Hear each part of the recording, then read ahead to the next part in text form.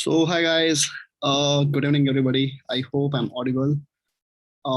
Just waiting for cross-checking my screen testing, and hopefully everything is perfectly fine. By the way, good evening everybody. And yeah, I think I'm. Oh yeah, I'm live. So all right. Okay. So welcome to the Run Build and the protocol. Okay, and you might have gone through the topic that we're going to talk about, that is Helm.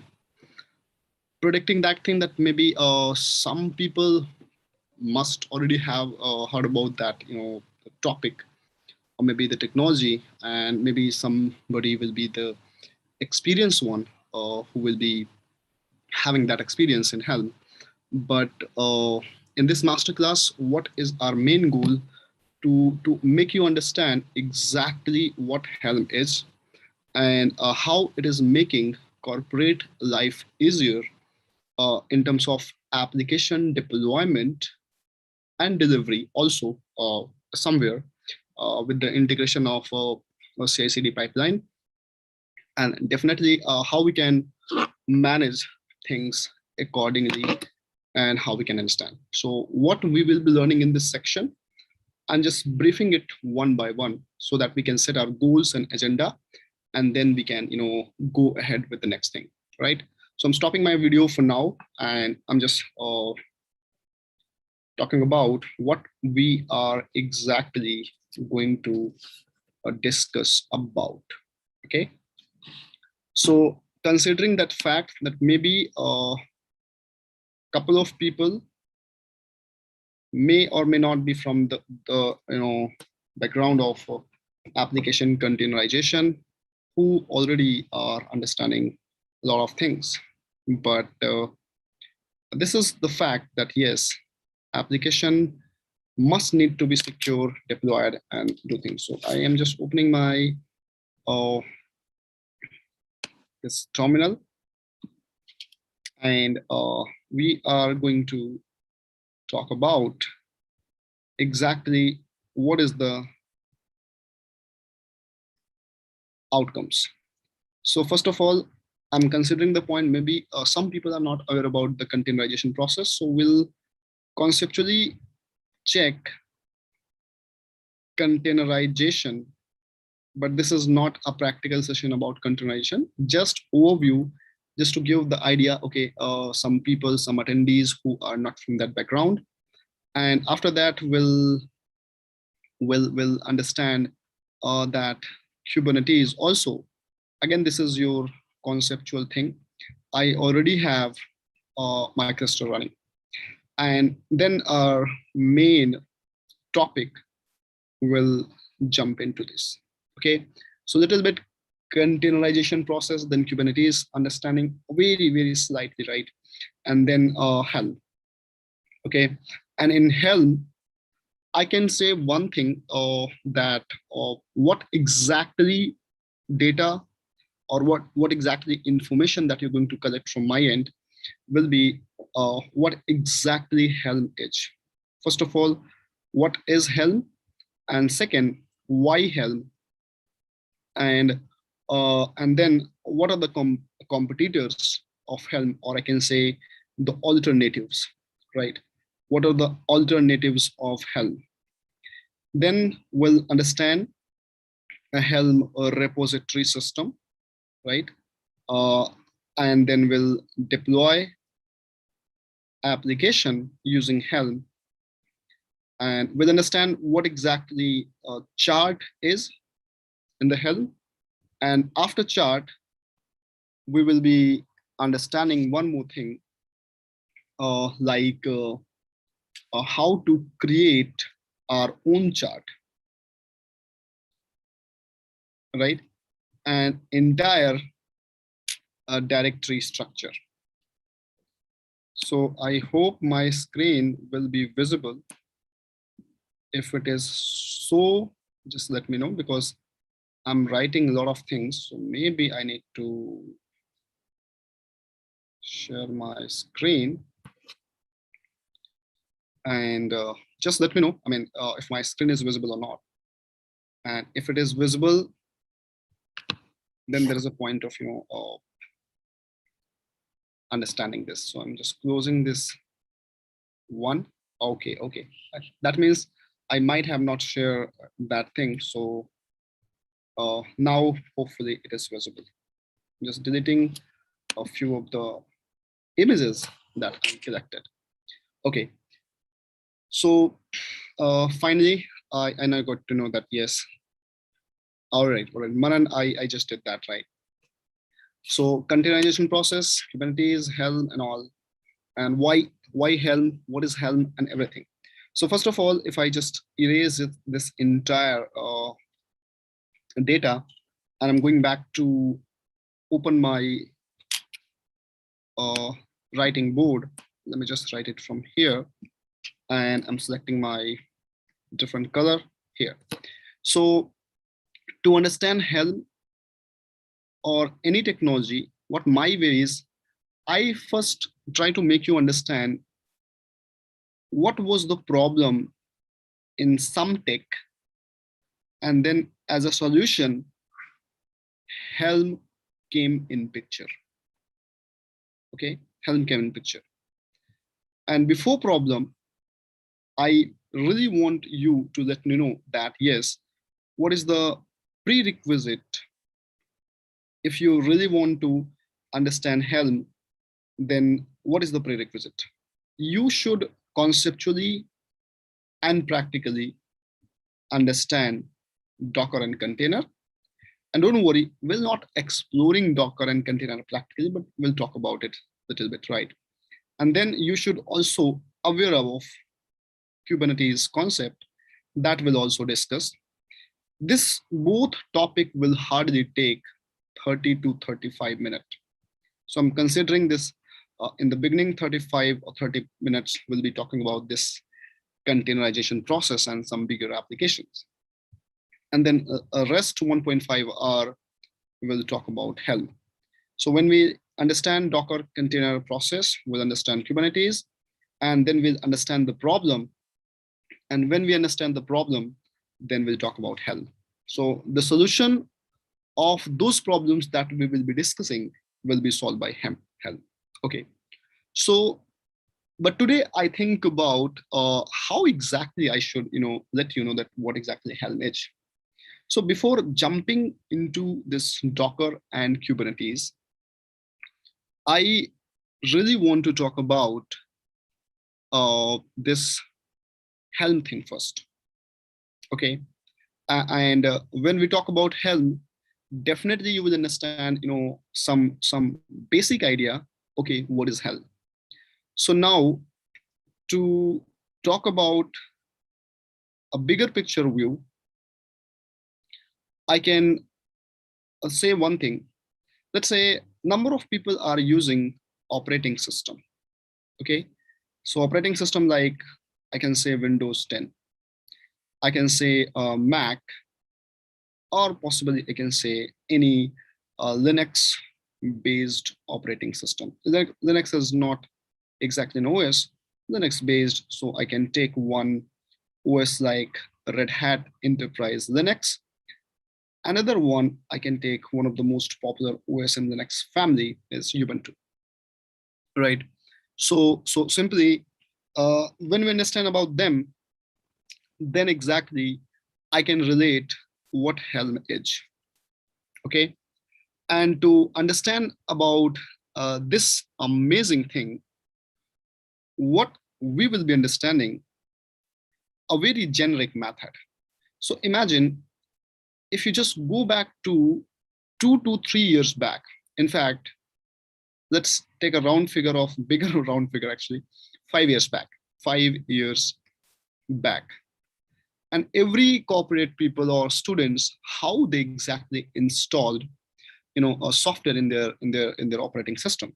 So imagine if I want to install any software like Java or some, let's say, media player or some gaming software in my Windows 10, the step was first, being student or being a non-paid user, I need to search it on Google. Okay, which website is giving me that software for free? Then the second process was I need to download it. And after downloading, you have to install. And maybe if required, then you have to set up few post-installation thing, and then you can use. These many things we have done in just 5 years back, or we used to do that, right? But when the modern operating system age came, like Mac, the next phase, or Windows, so we got to know all these steps can be automated by someone, and we are calling as software manager, or I can say installer. So imagine if you are a Mac user and I want to install VLC media player, or I want to install Python programming language, or I want to install some, a particular software, any software name XYZ, what is the approach and how I can install it? So like earlier days, I don't have to go download, search, install, setup, and installation also has some process, double click, clicking on the button and everything was happening. So Mac is offering one software installer or manager called Brew. By using Brew, I can just open my MacBook and do Brew install the name of software. That's it, bingo, right? That simply means now being user of MacBook, you don't have to worry about where Brew is going on Google, from which source it is downloading, and from which, how it is getting installed and everything. So Mac official team in the backend is maintaining all its repository and software center. So it's like, installing it from some app store or from some iStore. Okay. So reinstall this and job done. If I want to uninstall, I can change this parameter here. I want to upgrade and all this. So I can see, like in past few days, how we have done software installation and management in Mac. Today or these days, we are doing it with Brew. It's really, really very popular. So for Mac-based OS, it is the one. Like similarly, if I want to do in Red Hat or in Ubuntu, the Brew is going to change with yum for Red Hat. And if I want to install some software in Ubuntu, it is going to be apt. Or a lot of people are using apt-get. So that's simply fine. Now you know the syntax. If I want to install some software in my MacBook, Brew install software name. In Red Hat, this install software name. In Ubuntu, this install this one. Similarly, for Microsoft Windows also, they have beautiful installer called MSI or Choco. I'm not sure about the typo, maybe Choco or WinGet install. So these many installers that OS has. So simply, when we talk about installation and management of the software that we used to do long back by these method is being too much automated using software installer or software manager. Okay, so now when it comes to Kubernetes, just to give a relation, when it comes to Kubernetes, if I want to set up my application like Netflix, like Paytm, marker is it is slow, or maybe any common normal website like IRCTC. This setup need a lot of effort, time, connectivity, security, like installation of server, preparing something, then their source code checking, then installation, security, all these things. Imagine how easily we are installing software using this software manager in operating system. Let's say I want to set up the entire Netflix kind of setup or Paytm kind of setup or IRCTC kind of website with database, servers, and everything. on top of Kubernetes, then Helm can do that. So Helm is a software or package manager or installer for application on top of Kubernetes. So simply, you can relate your Helm with the Brew or Yum or APT or Choco with Windows. It is not installing software, it is setting up all these applications in milliseconds, right? So depending on your speed as well. So definitely it's going to be like that only. So first of all, in a nutshell, if I reconnect all the dots, so people who understand Yum, who understand apt, either they understand winget or any software installer similar to this, Helm is also here. In the market, version 2 and version 3, they are the current one. But version 2 is now not being used by people. We'll be talking about version 3 only. And don't worry, we'll be understanding that as well. Okay.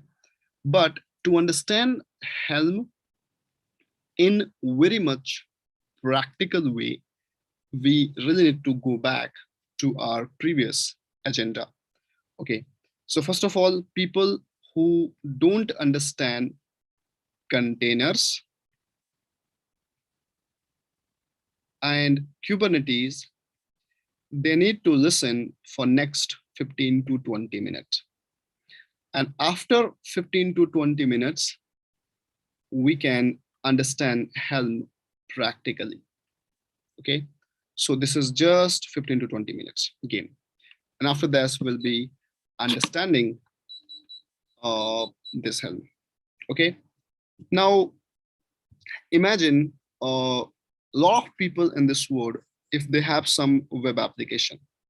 When I say web application, you can consider any web application like any website. So if I just go down right there and open the browser, let me just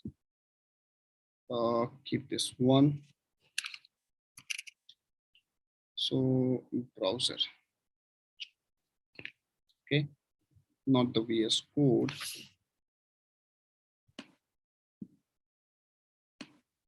So just open that browser. And in the browser, if I type our own website, learnandbuild.org, so this is one of the web application, right?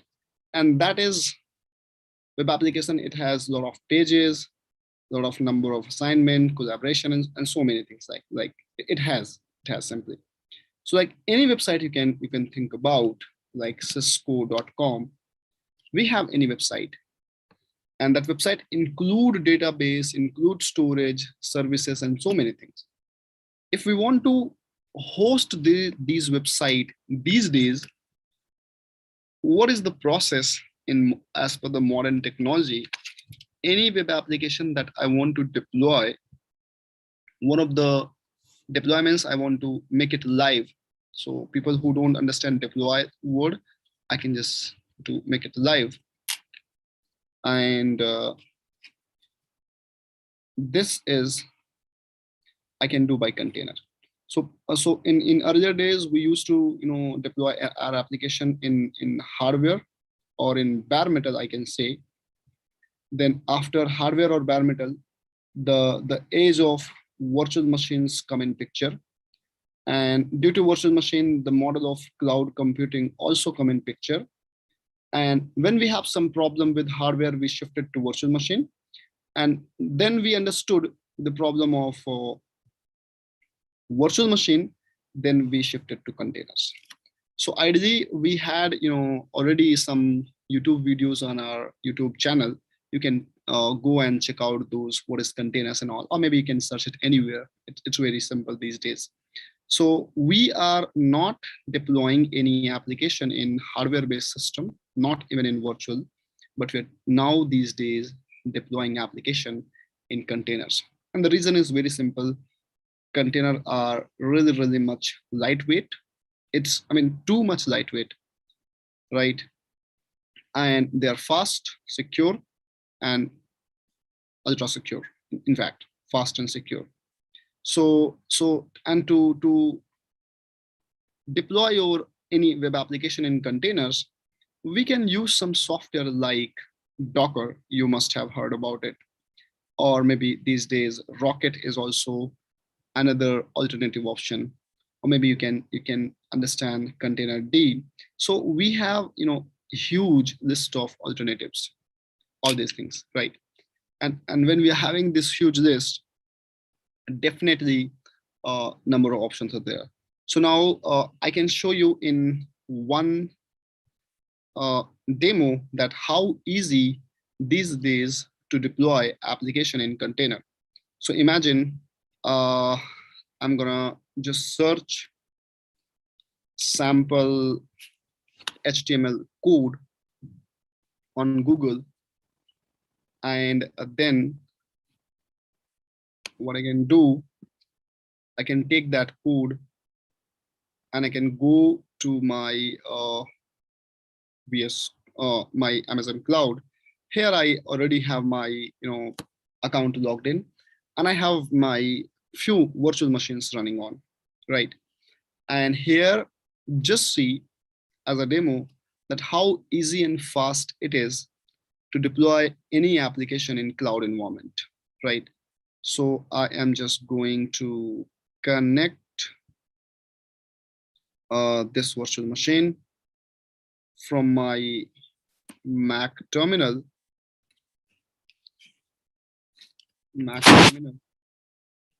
And here I'm just switching to my account like this, and see. So I'm logged into my terminal, and here I'm just installing some software like Git.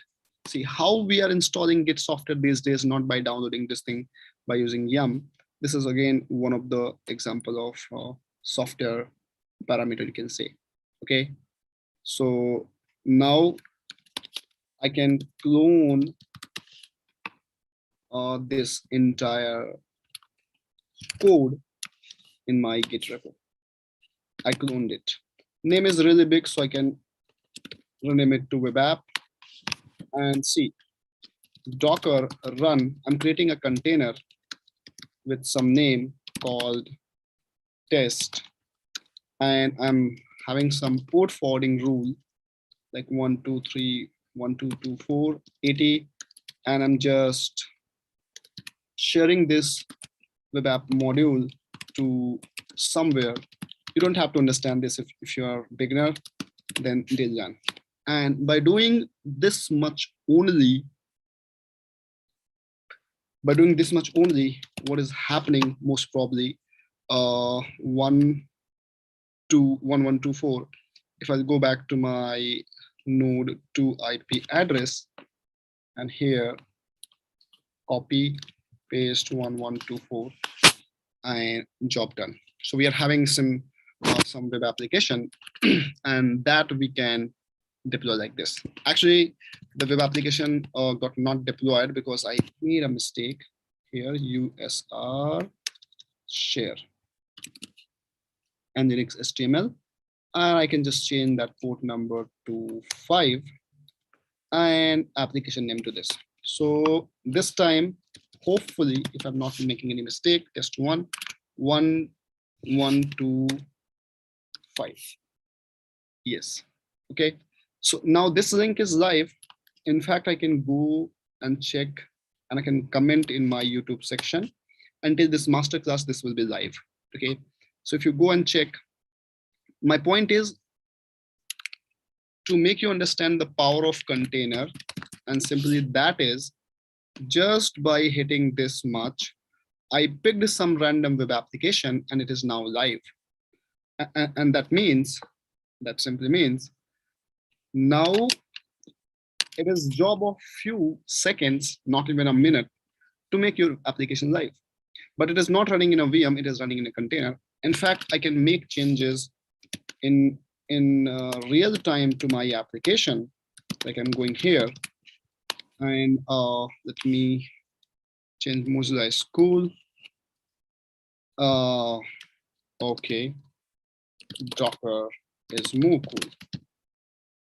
I just write cool like this. Okay, making changes, just refresh it, and yeah, okay, it's a real web application. So simply, I'm taking my line back that if we want to now host our web application these days, we are not using virtual machine.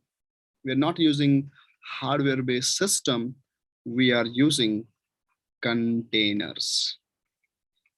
And containers are fast, lightweight, and secure. How fast they are, you can think about this. Within few seconds, I deployed this website and making changes. Okay. Now, when containers are fast, lightweight, tiny, I can show you one more thing, that my container is just taking 3 MB RAM. Okay, 3 MB RAM and 0.0% CPU, because nobody is accessing that website. If I just access it twice, thrice, maybe the resource consumption go little up, but just 3 MB to 4 MB RAM to host my website. So that means this is my live website running in 3 to 4 MB. And so resource is very tiny for my application and very fast. Now the problem is when a big company like Netflix, one of my favorite company for entertainment purpose, Netflix is running almost a lot of its application backend and front end under containers. So let's say Netflix is running near about more than 50,000 containers to handle and manage all those requests for streaming, for requesting, creating an account, limitations, everything. I mean, 50,000 containers, seriously? And every container has its own code, its own responsibility, and its own data. So when we talk about container, it's easy, fast, but when it is easy, and if the number of containers are more and more, that means it's a problem for management.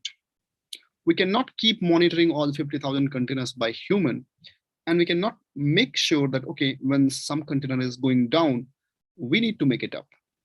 So here, I'm going to give you that solution, that exactly when containers are huge in numbers like 50,000, who will manage these containers in terms of monitoring, that which container is not doing good, who will manage their uptime, that means if some container out of 50,000 is down, who will make it up? Or if these many containers we are having, definitely security is also a concern. The security is concerned, we need to do some upgradation also. So maybe company like Netflix, they're also upgrading and updating their application. And if we need to upgrade it, how are we going to do that? All these are problem statements that cannot be solved by container or any container runtime technology like Docker. So what comes in picture? When container management is a problem, another thing like Kubernetes comes in picture. Though apart from Kubernetes, there are other tools are there, but my overall focus is Kubernetes. So to solve this problem, monitoring uptime, security, upgradation, and all these thing with respect to container is solved by Kubernetes. So I can say in a nutshell, let me just remove this all. In a nutshell, I can see like these days, let me change color to green, if it is okay. These days, people are deploying their applications in containers, in simply containers. But containers are lightweight, and all the microservices and all this design will be done in huge number of containers. So container can be really, really huge. Like for Netflix, I'm saying 50,000 is not a big number, right? Then to manage these containers, we need a technology that can do kind of orchestration. Orchestration, you can understand, like whatever problems we have discussed, that problem can be solved by the orchestration engine. And this problem, like these many containers, upgradation, security, and everything will be solved by something called Kubernetes. Now, let's say this is my Kubernetes. Okay, so Kubernetes need container technology, then it can manage. But before manage, I need to deploy these containers in Kubernetes ecosystem or in Kubernetes cluster. See, it's very simple game ball. If I want to manage these containers by Kubernetes, I have to shift them in the ecosystem of Kubernetes, or I can deploy these containers here. Then we can expect, okay, Kubernetes can manage. So Kubernetes is amazing container orchestration and management engine by Google, but we need to deploy here. So my problem shifted from container management to container deployment, because until unless I'm not going to deploy it here, I'm not going to get that feature or power of Kubernetes, isn't it? So if you guys whosoever watching that YouTube live, you can let me know that you are getting it somewhere. Container creation is a first thing that maybe in some other masterclass we might have covered. But when we have huge containers, managing them, securing them, upgrading them is a problem. But that can be solved by Kubernetes. But Kubernetes can only solve when you deploy these container models in the Kubernetes ecosystem and architecture. So if you guys are understanding it one way, in one shot, and because I can see your chat screen on the YouTube, just let me know. Anyhow, if somebody's can reply. Okay, so it's very much understood problem statement that I can come live now, right? See, I can show you, right? If these are my containers, I have so many containers, like 50,000 lakhs container is really a big number. And if I want to manage all those containers, and I'm saying, okay, Kubernetes is a solution. So you have to give all those containers to Kubernetes. Okay, manage them. Definitely, right? So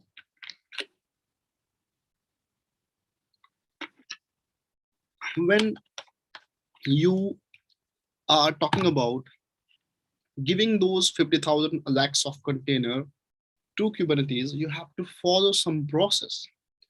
Like recently, Google is changing its entire YouTube code from PHP to Golang, or maybe Amazon Cloud is looking for a new data center.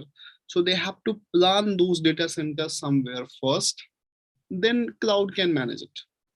So now the problem statement is, we know Kubernetes can do that. Kubernetes will solve this problem, but we have to give this container to Kubernetes. Okay, take it. And to giving container to the Kubernetes is now the question mark. So how we deploy any application in Kubernetes? To test that, one, let me talk about that fact. So if I'm going back to my Docker technology, I deployed my web application, this one, into Kubernetes by first cloning that website, and then I moved it, then I run it. Okay, but to deploy the same thing in Kubernetes, I have to follow some process. Okay, I had to follow some process. So let's say when we want to deploy any application in Kubernetes, we have some process. So like we have to use some tool like kubectl, and that tool is accepting input in either YAML or JSON. And these YAML or JSON we need to apply in Kubernetes. So let's say to deploy any application in Kubernetes, we need container, we need its RAM, CPU, we need IP address, we need storage. All these kind of requirement we have to write in a file called JSON or YAML file format. Then this file, which has this information, we can apply it here. So now I can say one thing. If I'm going back to my terminal again, and from here, I can say like, this is my Kubernetes cluster. I can show you. I just deployed it in a few hours back. See, you're about 167 minutes back. And people who understand Kubernetes, it's very simple, right? I can check my Kubernetes has control plane, nodes, and all. So we are literally not talking about Kubernetes, conceptually much about it, because this masterclass is for them who are already aware about, Docker and Kubernetes. So I just talk about that one. Now, when I have this, a Kubernetes cluster ready, I want to deploy some application in my Kubernetes. And to deploy some application, we have, option of YAML and JSON files. And when we have option like YAML and JSON files, then we can deploy it. So what I'm going to do, last Friday, I mean, not last, this Friday, I took one of the training for Cisco India, right? And some YML for Cisco India I have created, like Cisco 30 September. Okay, so this training got finished last day, I mean Friday, and I'm going back to day 5. It was a 5-day training. I have few Kubernetes applications. So I can take this application, and here is something, right? So I can do one thing. This is my application, or I have, a YML file. See, this YML file. So I can take this YML file, and then I can download it. So what I'm going to do in my Kubernetes, I'm going to see, do I have something like get pod and all? No resource found. And I'm doing some pre-setup first. So kubectl, you can ignore this. Create config map Ashutoshh because here I'm using somewhere config map also. Ashutoshh -f from literal key 2 is equals to app3. Okay. So you will understand that, okay? And if you're understanding Kubernetes, definitely it will be 1. And then I can do like kubectl apply -f and that URL. It is going to deploy one web application, hopefully, if everything is perfectly fine. So I can see get pods, or in fact get deployment, right? And my application is up to date and running. Get pod and get service. So I can access my application using this port number and it's Kubernetes way. So if I change this port number to the one I have, wow, right? So what I'm saying, I need to design YAML file, services file, to deploy application in Kubernetes. And see, this is now web application. In fact, I can share this link as well or the streaming server like this. Okay, so when I'm sharing this for the streaming server, that means it is having this one. Now I need few more minutes to talk about Kubernetes, because when we talk about Kubernetes, then only we can understand the need of Helm. So I think 5 to 10 minutes more, and then we good to go with Helm, right? So we are on the page where a web application I want to deploy in container. Okay, and to deploy in container, we understand a lot of problems, and that problem is solved by Kubernetes. Kubernetes and is also named as K8s, Kubernetes, because it has 8 characters, right? And to deploy in Kubernetes, we have to write YAML or JSON file, and then we can deploy it. Now again, writing YAML and JSON file is also not a problem, because when I have my application like Netflix, right? And Netflix has front end, it has back end, okay? It has database, front end, back end database. It has API server. It has streaming server.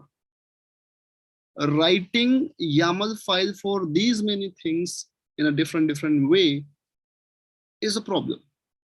So if I want to re-replicate this, if I want to redeploy this again, I have to write these many problems, these many YAML file. So just writing for one or two things one time is all fine. But let's say if Netflix want to upgrade its own version from version 1 to version 2, I have to rewrite those YAML many times. And maybe if this YAML contains maybe 50 YAML or maybe 100 YAMLs, managing them is again a problem. Or to make you understand, whenever you install any software, there is a trick, right? See, so we have container. We want to deploy it in Kubernetes because Kubernetes can manage that. But to deploy in Kubernetes, we need to write YAML. And if we want to write YAML, the problem is something more. And what is that? So let's say you all of you are Windows Microsoft user, right? In Windows 10, if I want to install Microsoft Office, and imagine we downloaded one file called msoffice.exe. You know what? If you open that exe file, we have so many files, so many folders, code, library, and so much. And then this entire code is got bundled into exe file so that people can download, double click and use it. When people can download, double click and use it, simply, this is amazing. So what do? We download, we double click, we use it, and it's all boom. It's all and all sorted. Now imagine these files and folder are having more than 100 in number. So maybe 50 files, 30 directories, some libraries and all, and they are merged into this. So I don't have to manage their location, their permission, their security every time in my Windows. I just follow exe.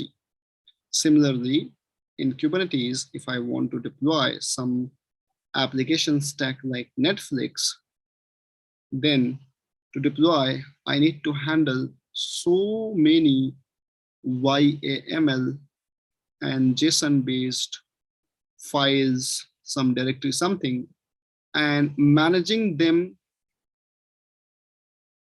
one by one, maintaining their order, which one I should deploy first, then second, then third, and upgrading, so many things is again a problem.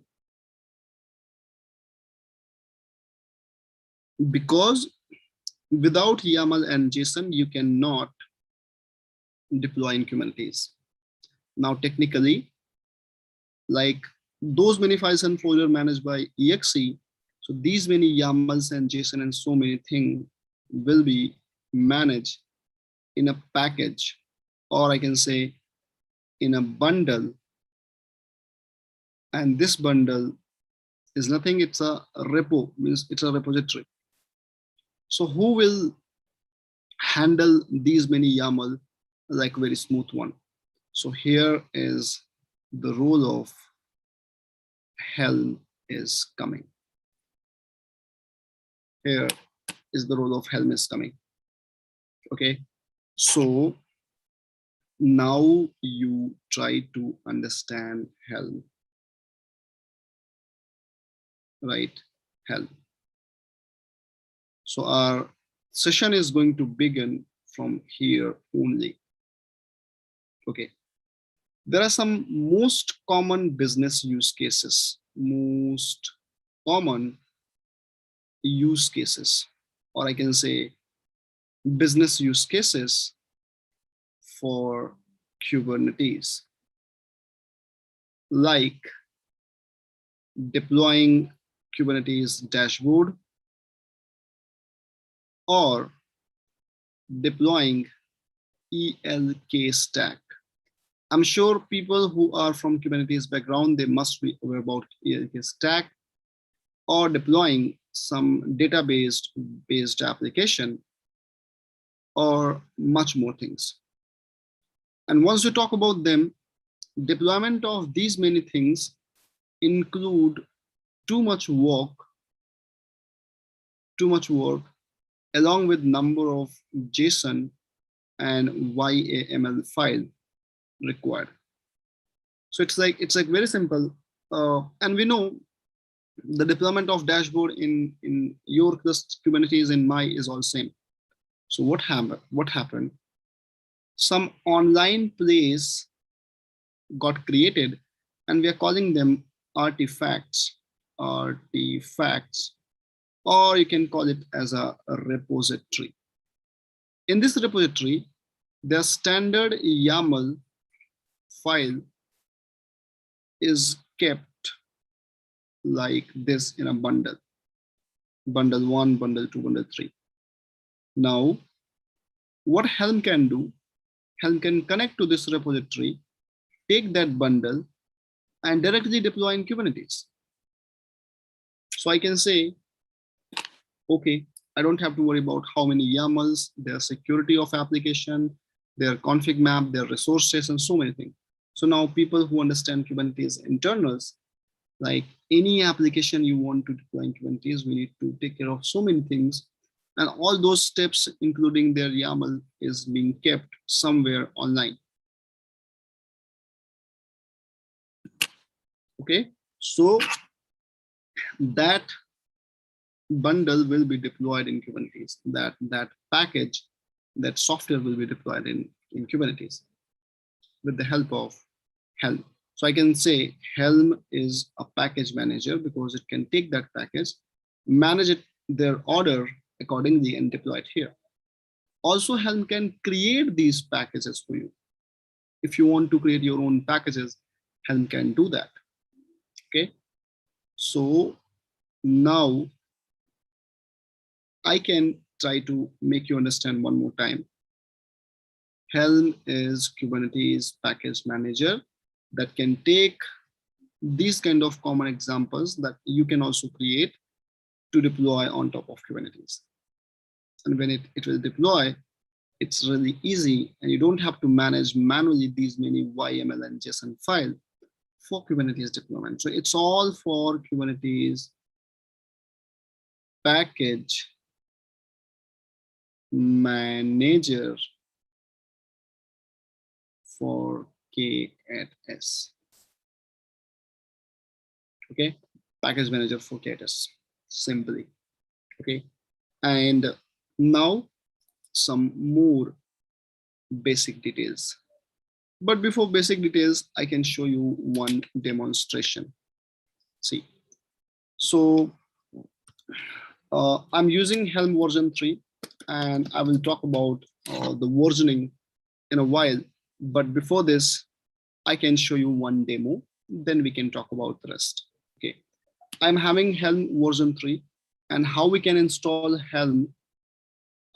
This thing you can check it from a website called helm.sh. They have a really nice documentation, and it's the best way to find share about Kubernetes built-in software, right? And you can read more about them from here and their architecture, right? So if you go for documentation, they have really nice documentation, and go for instructions and all and all and all. So we can get Helm commands, or like bash compilation, installation, and many more things. So the community is really big. And again, this project is maintained by CNCF, like Kubernetes and all these things maintained by CNCF. So you can directly Google it, Helm install in whatever operating system you want. And under introduction of this, so you can simply download the star file and move it to your file or folder of path of OS. Otherwise, in Mac, homebrew, like brew, I'm using brew install Helm is also gonna work. In Windows servers, Choco install Helm. In Ubuntu machine, apt install Helm along with this repo, or you can simply do snap install Helm Classic. So in whatever operating system, how you can install it, this link I can give you over the chat room one more time, right? Now, I already have installed by Brew in my Mac, so I don't have to worry about it. Now, first of all, we know that for Helm need two things. So if I'm having Helm, it need its target, where to deploy. And the target of Helm is Kubernetes. So you must have to have your Kubernetes server running somewhere, either locally or remotely. So my Kubernetes server or cluster is running on the Amazon cloud, control plane, node 1 and 2. Okay, so simply my Kubernetes cloud is running there. So we have the Helm installed in my machine, and yes. And the machine from where you're trying to target, this machine must have kubectl along with a kube config file. So that means, in short, your machine must be able to connect first to Kubernetes normally, then Helm can work. So if you know Kubernetes, again, you can check the connectivity of Kubernetes get nodes. Kubernetes get nodes, and I'm connected. So if my Mac is connected, then Helm can also connect to Kubernetes for sure. The rest we will be talking about this later on. Okay, and now I need to browse some official repository, and that is I can go here, like artifacts hub.io. This is a place where Kubernetes, Helm is officially taking resources. Like I can search for, let's say, Nginx. I want to deploy Nginx, so they have Nginx repo. Or I can deploy like EL K. So log stash, ilk stash, it's all also there. I can check here. So any repository you can do, they have their repo and the installation method, right? So now, likewise, I have my official GitHub account right here. And in this GitHub account, I have one of the branch, and that branch is having Helm version 2. Okay. And here I have given lots of commands, lots of things, architecture and everything. But I just want to show you one demo that how powerful Helm is when you want to deploy something finally. So let's say if I want to deploy something like a dashboard in Kubernetes. So step number 1.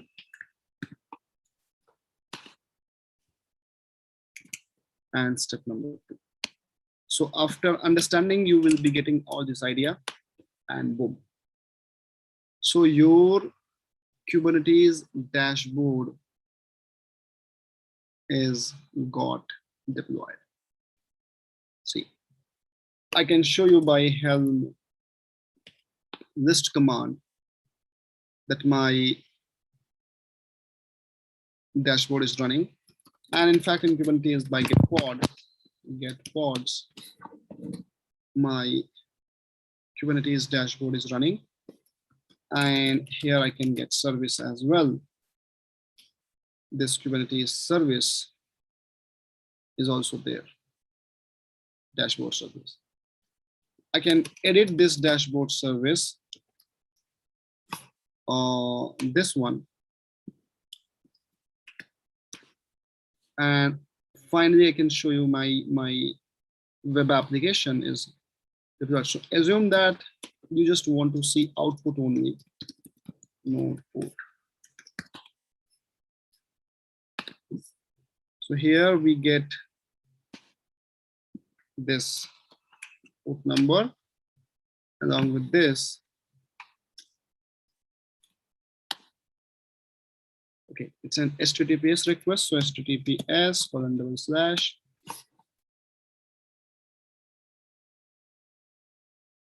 and connection is private. This is unsafe.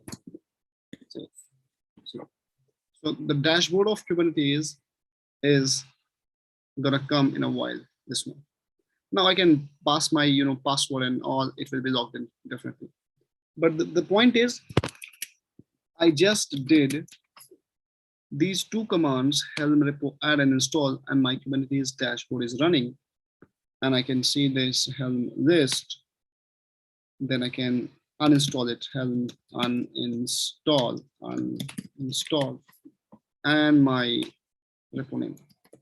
So I'm giving you demo uninstall before making you understand. Just to show you that it's a process of 1 or 2 steps, and everything will be very, very much automated. Okay. So 2 to 3 steps, and your things will be deployed. So now this 1 hour, right? You can have your 100% focus. So in this 1 hour, we'll explore Helm conceptually and practically. As we only talked about container as of now and Kubernetes. And to deploy application in a very much easy way, we have Helm. Helm need a repository. That repo has a small bundles. These bundles are having YAMLs. Bundle means folder, YAMLs. Okay. By the way, these bundles are technically we are calling as charts. So maybe Helm chart you can know about. But to understand this, we need to have a feeling of Helm, that how Helm versioning and everything is gonna work. So as a prerequisite, we do have Kubernetes tester. In my Mac, I do have a Helm installed as a client side, and this Helm can connect to Kubernetes. So to understand this thing, let's try to understand version 2 and version 3 both. And if I go back to my Git documentation, I can show you one more thing. Okay, when Helm version 2 was there, we have to connect Kubernetes server. So this is server means this is the server is running inside Kubernetes. So this is Kubernetes. Inside Kubernetes, this Helm server is running. So people who understand Kubernetes, in Kubernetes, we have to have some service account, and that service account inside the Kubernetes needs to have a name of tiller. So when Helm version 2 comes in picture, you need to have a Helm command line that we are having. And to send request in the Kubernetes, on the Kubernetes side, you need to have a service account called tiller. And that service account is listening for your request on Kubernetes side. Then those requests got processed by them. So simply Helm request will be listened by an account called tiller, and that tiller account is deploying your web application, deploying web app. So I can assure you from here, see, the people who will understand this, you guys will be rocking, because see, it's not easy. First, it's not a very old technology. Second, it's very young, but it can be understood. So Helm version 2 was having in Kubernetes cluster, you have to deploy one service account called tiller. You have to give all permissions to service account. Then Helm can send requests from the client side, and it is deploying application. Okay, but the downside of Helm version 2 was we need to give lot of access, lot of permissions. We need to give a lot of permissions to tiller account.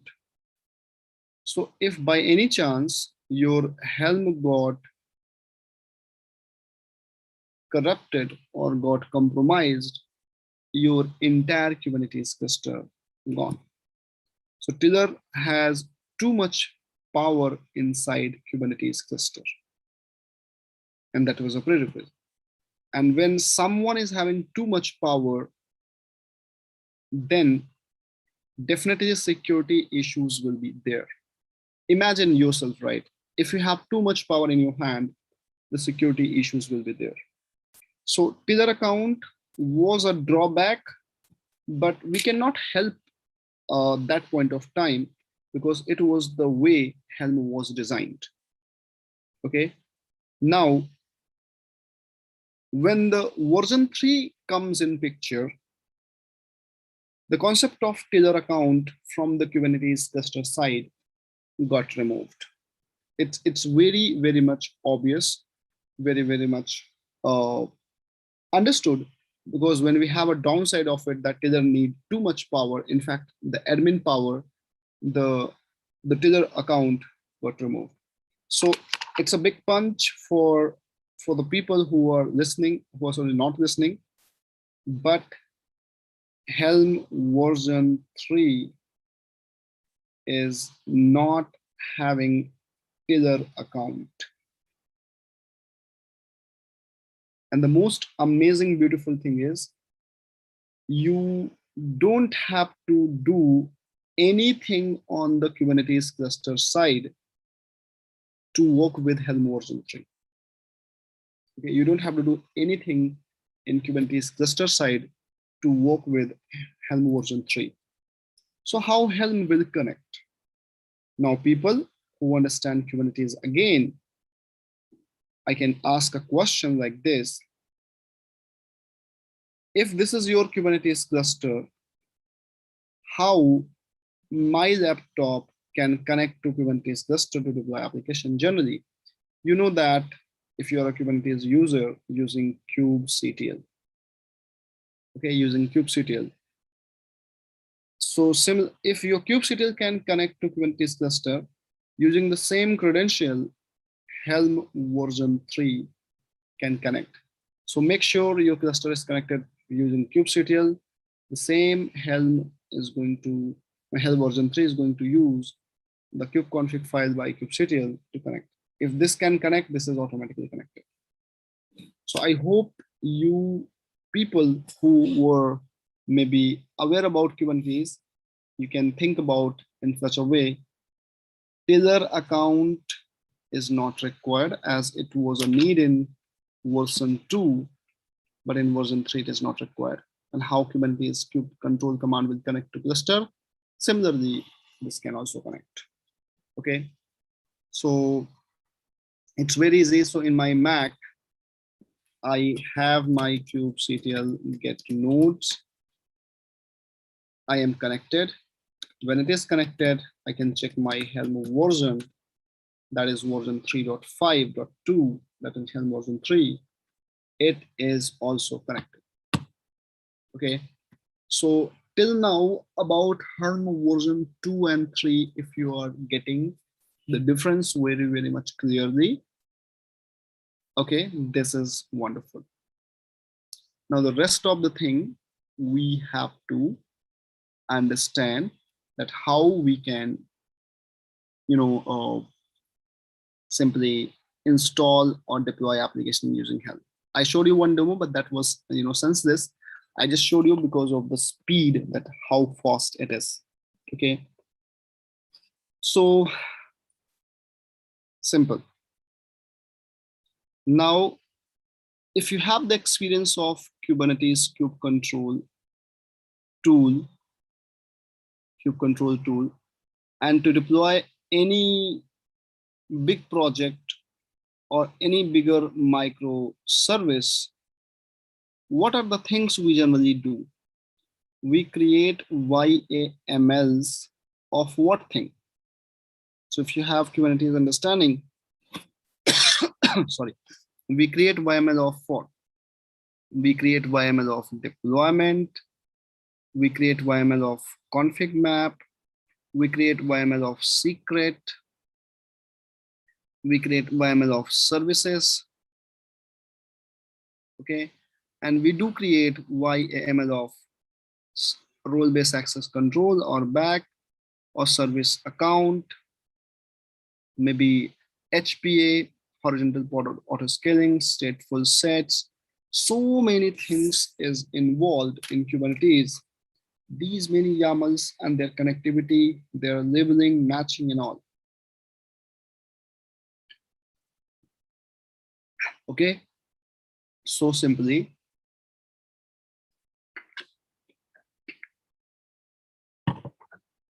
if we need these many things for one project, for one deployment, and if we want to repeat it, so any other team member will come and they want to deploy the same structure in another environment. Let's say you did it one time, but you want to replicate the same thing in another environment, they have to maintain this.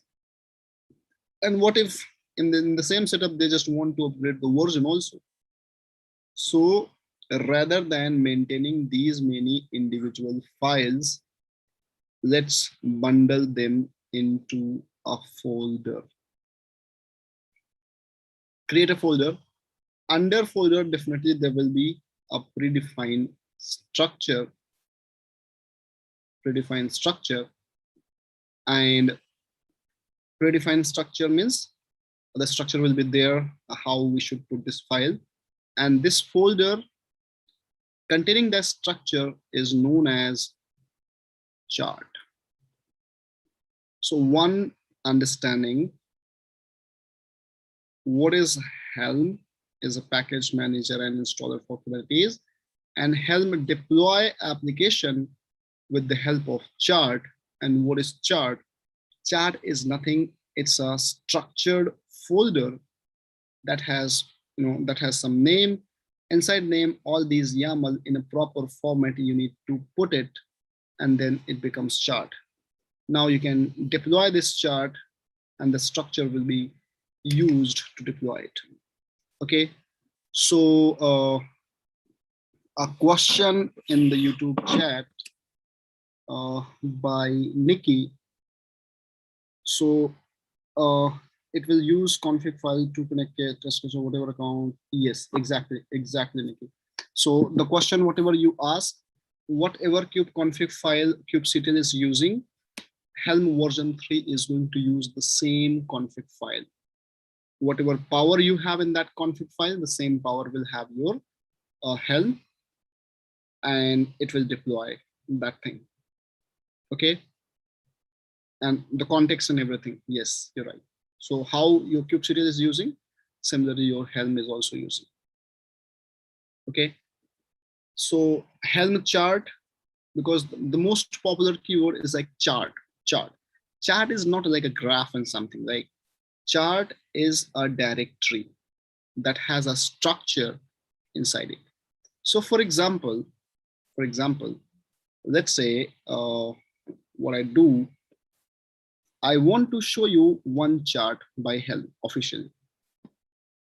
So I can search. I can see Helm client. Okay, repo list. Okay, Helm repo ls. So do we have some repo? Yes, we have some repo. And if I want to add some repository in my client side, okay, I can show you one thing. I can remove repos from my end. Like this one I can remove, or I can remove others like Prometheus, community repo. I can remove all these things. Their link I'm removing, it's a client repo simply, not found, but Helm repo ls. Okay.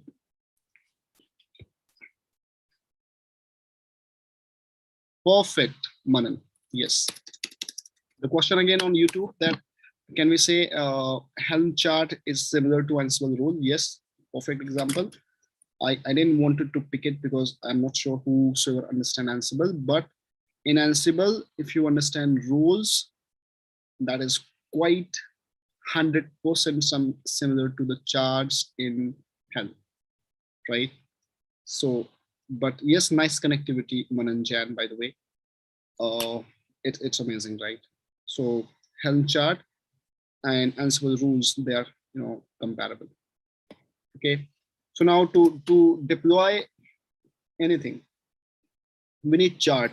And from where we can get chart? We can get charts from online or offline repos. So this is one of the official online place called artifacts.io, artifacthub.io. And after version 3 came in picture, actually, this is one of the only official repository that you have. Maybe few people say in your journey, few people will say that we have some GitHub Helm repo. Some people will say that we do have GitHub also, but I can show you one thing. GitHub is now officially deprecating or obsoleting this thing. So all the charts that was available in this link earlier, people are using this link also. This is now, this project is no longer supported. So people who are using this link still for their production environment, I can say please stop using it. In fact, the canonical source for Helm chart is the artifact hub.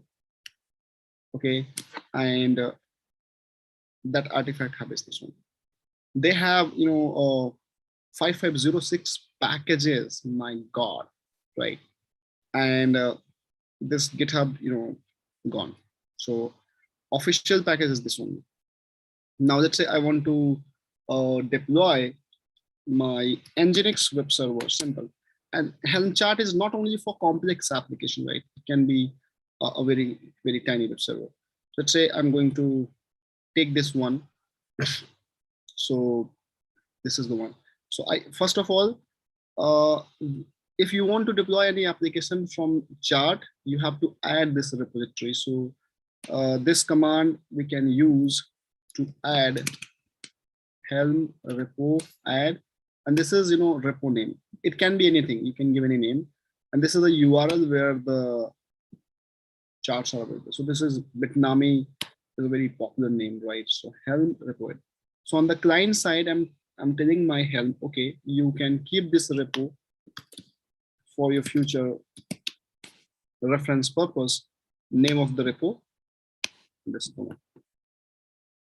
Okay, and similarly, these many things are there. You can install, delete, download, and all these things, right? And in this documentation, I have already given, okay, how you can list any repo, how you can add any repo that we added, and how you can search in some repo. Let's say I can search for Helm search repo. Example, I want to search for MySQL. Right. So under my repo, whatever list I have here, it will search what is the chart available. These are chart version and chart name. What is the chart available for MySQL officially under this Bitnami repo. Okay, and in fact, we can download also a chart. So if you go down a little more, I have given all these things. Technically, we can download. So the command is helm pull. Like, see, I have helm repo ls. The repo name is this. So I can do helm pull, and in fact I can go to my desktop, helm pull, and then the repo name Bitnami.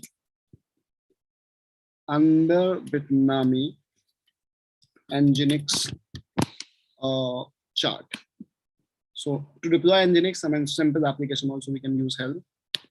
So it is going to download a bundle of the chart. So under Bitnami repo, we have this Nginx chart, and see the chart got downloaded in form of this.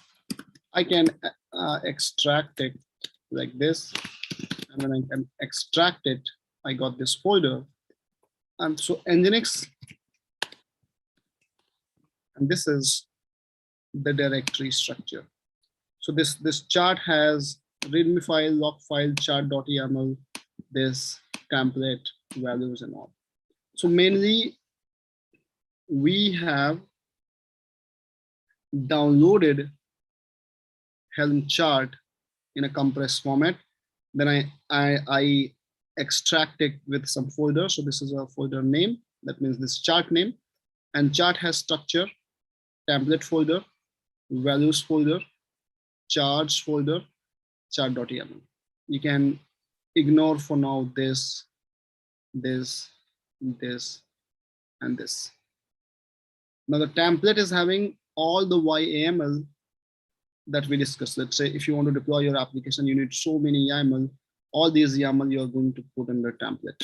So I can just show you under templates also, these many YAMLs are there.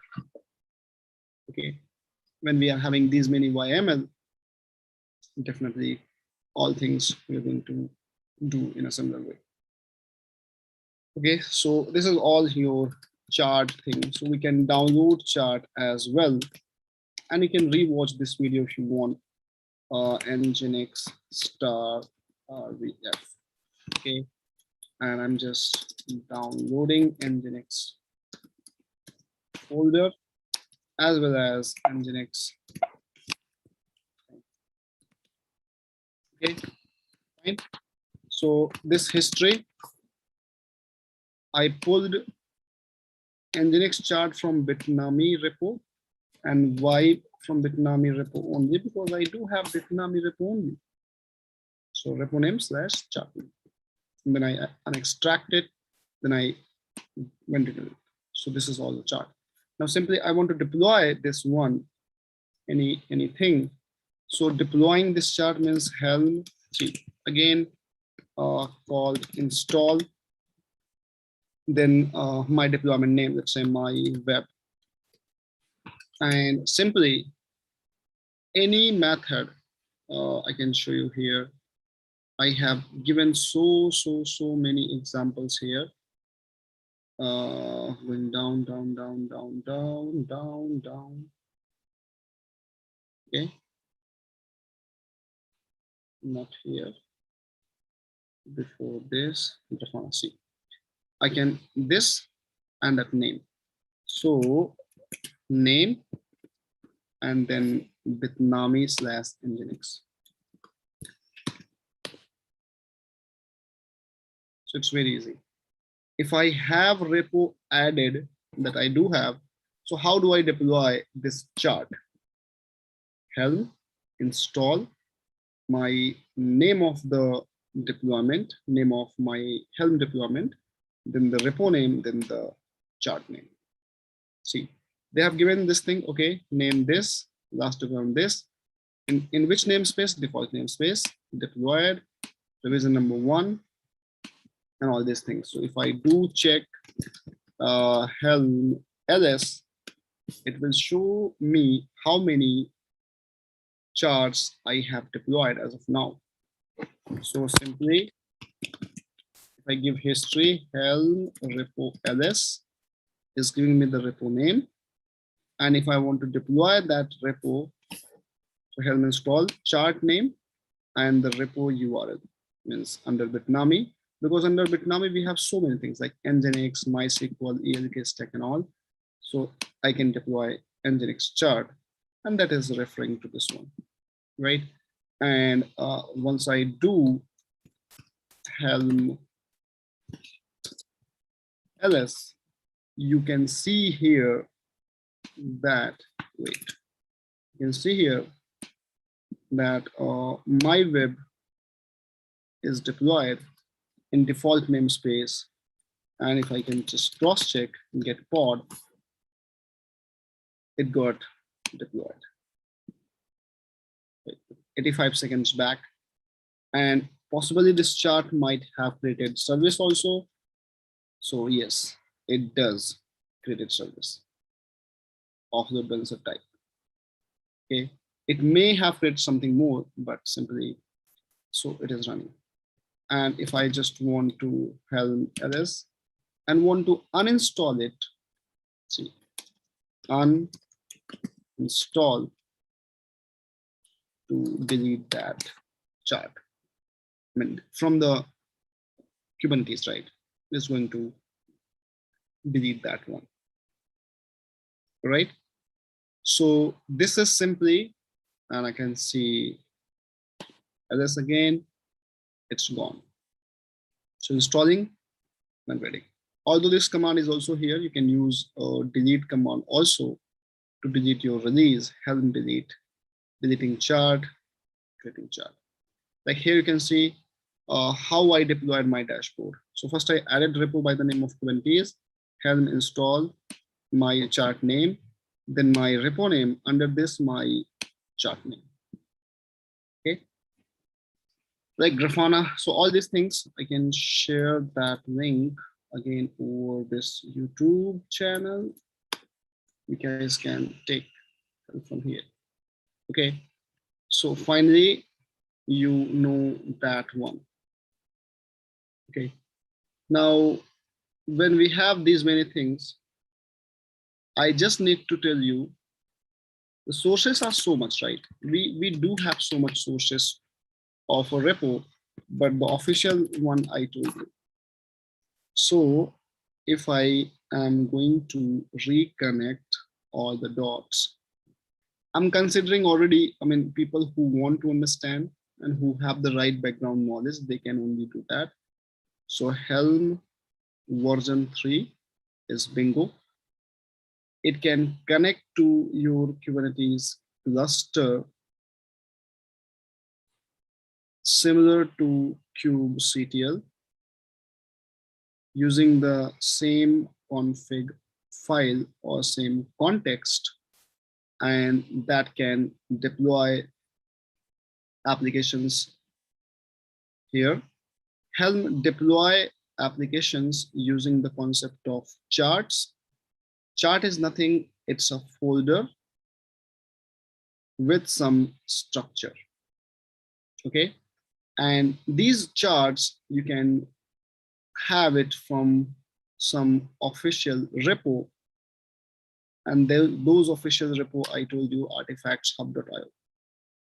So these repo are so much. So in the client side, you have to add a repo list, like configuring yum in the client side. Repo list here, and then from these repo, you can deploy to Kubernetes, because it's just a reference or metadata for Helm. Then it can take from here, connect to this, and deploy it right there. So charts are nothing, it's a directory structure, and Helm version 3 is very simple. Now, one final thing I will be talking about, how you can create and understand your own charts. Okay, you can create and understand your own chart. Meanwhile, I know this topic is a little out of the box, because not everybody is working in Kubernetes Helm, but whosoever working, and if you are understanding it so far, give me some response over the YouTube chat if you are watching it YouTube, because I cannot see anything apart from YouTube right away, right? That this little explanation, you get it simply. I did share that my Git link as well to go through with those commands and concept, but version 3 is awesome, and CNCF is really doing amazing job. Okay, so the final topic that we're going to talk about is creating Helm charts by our own. Okay, so that's wonderful, Nikki and Manan. And if others also having the similar, because only when you get the moment you are already having a good understanding and experience with Kubernetes, right? Now, how we can convert our own application into charts. So finally, creating Helm chart. Okay, I'm gonna give you one of the most simplest way. Okay, so to create chart, let's follow some standard rules. I'm going to create a folder in my desktop, like my data. Okay, my data. And I'm going here. Now, as you know, chart is nothing, it's just a directory. Okay, so how do we create? Helm create and chart on the chart name. Let's say enter. Okay, creating chart. Now this is my chart name.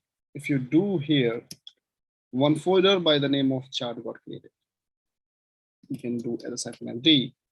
So this is the name of chart. So I can do remove actually chart, right? So how we create? Helm create, let's say Ashutoshh chart. The name of chart is this, or I can create LNB chart or LNB app chart. So I created two chart, and it got created two directory structure for me. One is Ashu chart, one is like I can keep creating it. And if I go to Ashu chart, It has a well-defined structure, chart.yaml, charts directory, template directory, and all. Okay. Now we'll talk about the chart.yaml and values.yaml later on. Most important point is templates. Okay. If you see charts folder, we have nothing. Okay, because it will be managed when we deploy it. But if I see templates folder, it has so much data. So basically it generated one template where we have deployment file, HPA, ingress, service, this and this. And you want to create your own chart, so just go to template and delete everything, like every YAML, because these are, sample YAML, and this test folder also. We don't need this test folder. So I deleted everything. See, notes.txt, this and this are there. Okay. And in fact, this test folder not deleted yet. So I can show you again. See, under Ashutoshh chart, charts.yaml is there, charts is there, is there. I just went into template and I deleted every single YAML except this TPL file. Notes you can also delete, but you can keep it. Now, whatever YAML you already have, you can put it here. So for example, I can put like Ashu web app.yml. So here I can have my YAML data. So let's say I can go back to my Git repo again and just putting few sample YAMLs. So going back to my, again, Cisco last week YAML that I just delivered in day 5, get as apps, customer app 3, right? So I'm just taking deployment YAML from here to the last, this, okay, here. This is my deployment. Deployment.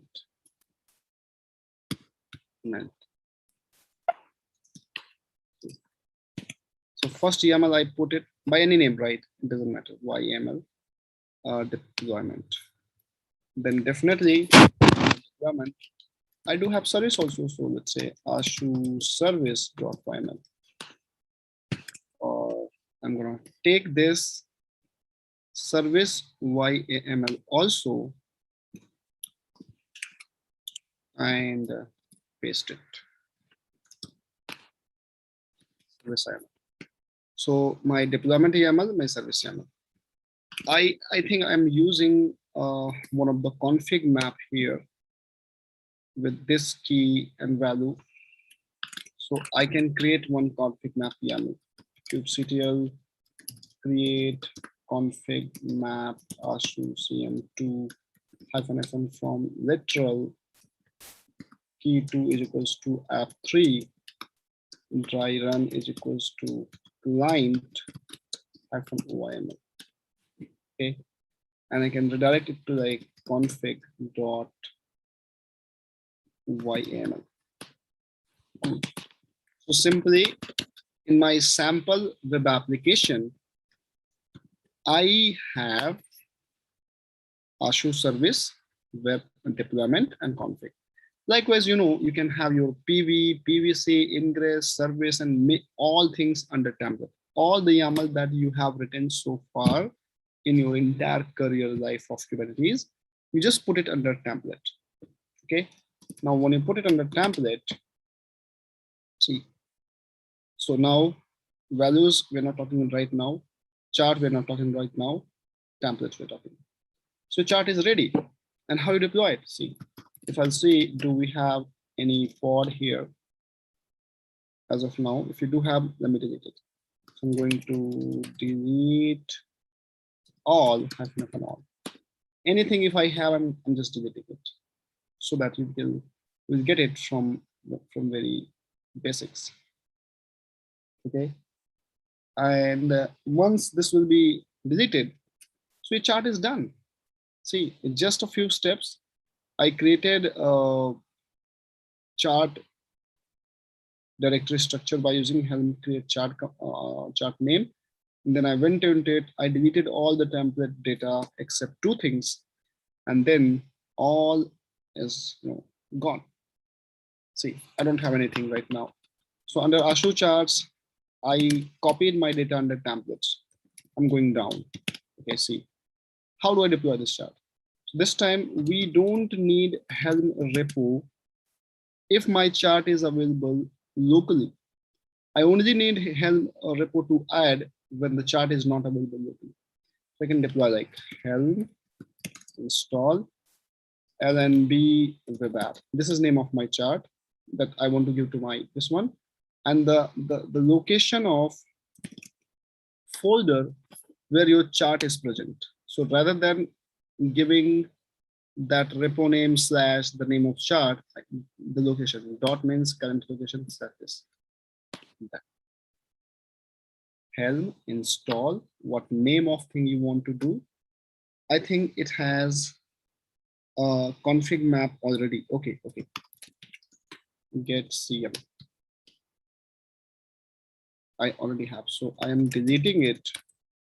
CM Ashu CM2 because it already have, right? So these are a few drawbacks. We'll talk about it. And now I'm doing Helm install name of chart and the location. Boom. See.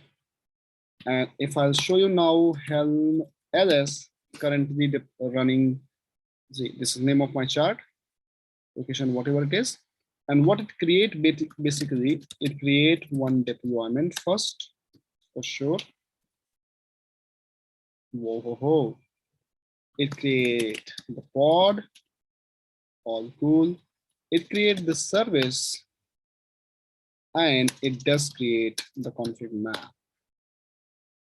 See. Okay. So the moment I deployed this local chart, simply it create these many things under my current namespace: pod, service, deployment, replica set, and config map. So now the trick is if you want to deploy some charts and you want to do a modification also on the online repo, so what you can do, let's say you can download some charts locally and then do some modification. Example, I can go there where my git repo gone. See, I can go there under my repo and the branch name is coincidentally helm2, sorry. And I can first add my dashboard repo. So let's say deployment, deleting, Prometheus, define dashboard. So first off, I can add my dashboard repo. Okay. kubectl, so not kubectl, helm repo ls. This is the one. Now I can do helm pull, and I want to pull, see, I want to pull my dashboard inside my dashboard. I want to push this. This is my repo name, and this is my chart name. We can search it, right? So what happened? I downloaded that tar file. Then I can extract this tar file. Okay, I can extract the tar file, and after downloading and extracting, I can delete this, the tar. I don't need it. Now I download the entire chart. If I want, I can go inside and can make some modifications under template directory. Like we know in dashboard deployment, the service is getting created of, kind of type is cluster IP, and it is reading value from value. So it has some value thing. So I can go under values.yaml, and here the type of service, possibly I can change the type here. The type of service, whatever they are creating, load balancer and cluster IP, and I can create it to maybe port. I can change this. So whatever do the modification here, it's all sorted. Now I can go step back.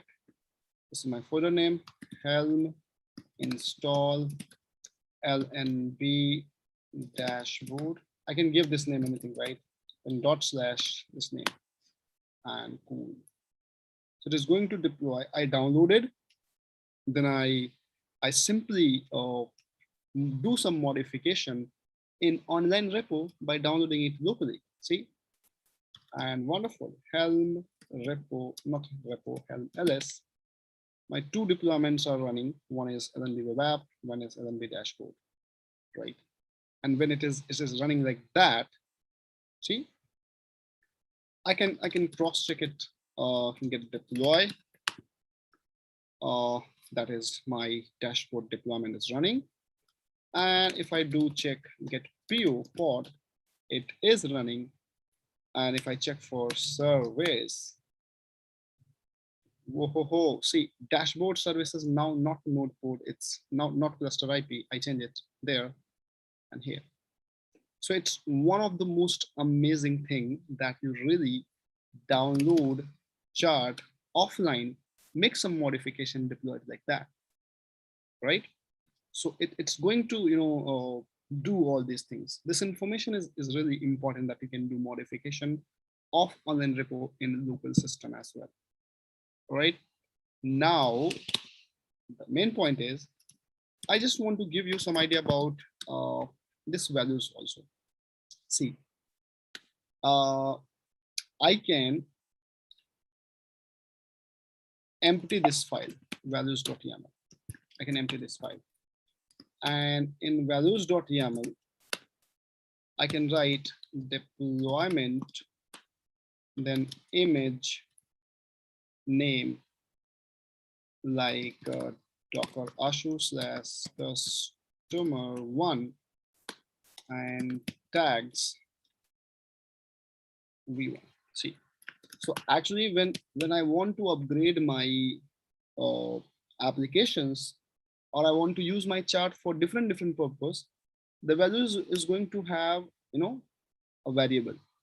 So here what I have a variable called deployment. Under this, image and tags are there. Now under my templates, that my web app YAML is there, where I was using my image name directly like this. So I can change all the dynamic things. So making your chart dynamic simply. So dot values dot deployment dot image colon, right, colon dot values dot deployment dot tag.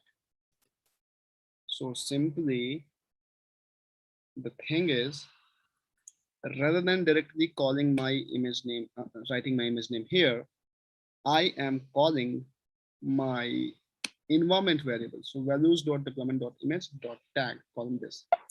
And this value is getting triggered, created from values.yaml. Deployment.image is tags, not tags, right? So I can just change here. So maybe this is not all advanced thing, but it's very much awesome. So we'll share feedback link over to email, guys. Lokesh, as you are asking about time, so we'll share it. And I'm requesting to my team, if they're listening, please do that on the chat itself. Otherwise, we'll get it on your email, right? So simply, this thing is to make your chart dynamic. I can put my variables here, and you can analyze it that one. See, if you go to Kubernetes dashboard, this one, the values is having all dynamic things. So if I'll show you the values, it has all dynamic thing. And whatever image name you want to change, you don't have to change in your main YAML file. And every YAML file under template, if you see here, in fact, service.yaml, it is calling from name of metadata. In fact, if you see, they are calling, how do I know, the type of service they're calling from values.service.advanced, and they're calling like everything. So under service external, what should be the port number of the service they're calling from here. So if they want to change, they can change in values file, and you don't have to change in main one. So once you write it here, you don't have to interrupt this template directory. It's all dynamic. And then from values, we can have it. So this templating thing is going to be really crazy for you, right? So rest, you can connect us through LinkedIn or through the LNB website connect for more details. But this link, this information, and specifically dynamic values using thing, gonna make you more things in terms of creating it. So what I want to say simply, you guys can take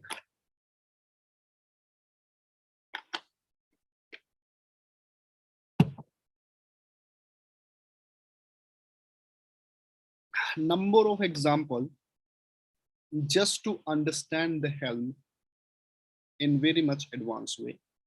And the moment you get any questions, you can reach out to me, my LinkedIn or my Git repo or LNB Git repo, LNB YouTube channel. You can comment over there for any sort of questions. And our next session is again next masterclass that will be on top of operators. If you know about operators in Kubernetes, you know that how complex they have to create. Maybe we'll talk about creating operators and some more bigger examples. Maybe depending on number of cases, but yeah. So that's it from my side. If you have any question to ask, charts.yaml. Okay, so Nikki, chart.yaml is actually maintaining your version. Let's say you have some chart, you deploy it, so that versioning is going to update in chart.yaml. You upgrade your chart, you do it again, upgrade it. So all chart.yaml is maintaining the version of the chart, right? You deploy it once, then twice, thrice. So this chart.yaml, we are not going to use it directly, and those details will be updated there. Okay, so we'll maybe I can write one more blog or maybe a video on our LNB channel, so that you're joining in right now. So you can subscribe it over there. You will get that video very soon, and then we can think about that later on. Okay. So any questions, if you have, please feel free to respond me back, and you can ask it. So Wabhav, Nikki, Lokesh, Manan, you guys are amazing. And because people who are already in the right domain, you will like that session. So that is wonderful. Okay. So I'm trying to, take that, because generally what I feel when you learn Helm, you need a lot of time, resources, and things. So I try to make it very simple. And yes, So any questions you have in near future, also reach out to me. And thank you so much. Enjoy your weekend. Do party really hard and very hard. And yes, any anytime you can connect. Okay, guys. So bye bye from my side. Thank you so much. Enjoy your time and weekend. Be safe. Good learning.